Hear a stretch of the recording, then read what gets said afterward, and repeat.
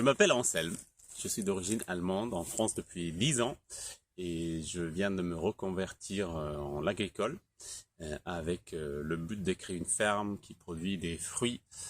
Donc pour ce faire, on a choisi un système de plantation qui s'appelle l'agriculture syntropique ou l'agroforesterie successionnelle.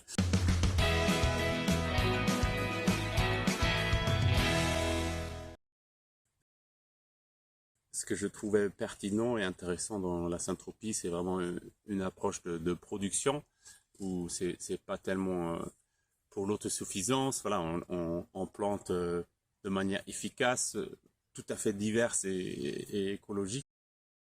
Et donc voilà, on se trouve maintenant dans la première partie de notre verger syntropique qu'on a planté en février 2022. Et là, on est en novembre 2022, donc ça fait même pas un an que tout ça s'est planté. Et pour vous expliquer une des lignes, parce qu'on a plusieurs lignes et plusieurs designs, en gros on a une ligne de petits fruits, de framboises, et une ligne de fruitiers, et comme ça de suite. Donc là on a une ligne avec ce qu'on voit ici, un cognacier, et 4 mètres plus loin, là-bas, il y a un kaki, ici donc. Et entre ces deux, on a donc au milieu un peuplier et deux saules, et à leurs pieds, à chaque fois, un cassis. Et donc ça, c'est les productions, la cassis ou un groseillier. Et donc ça, c'est les productions principaux, fruits et petits fruits.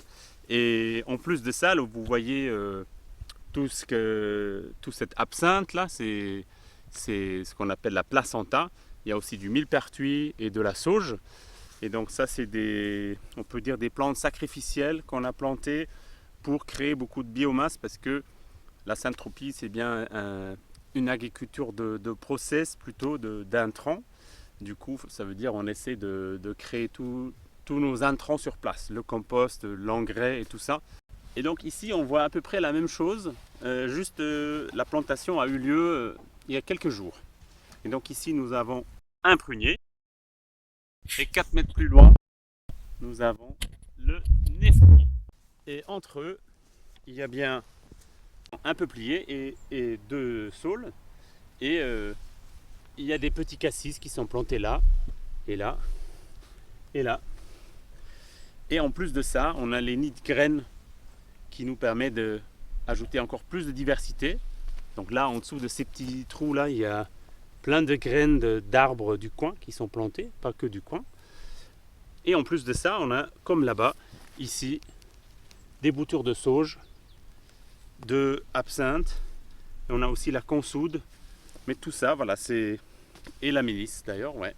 Et du coup, tout ça, c'est en attente de venir dès le printemps. Et donc voilà, la même chose qu'on a vu là-bas, mais juste après la plantation.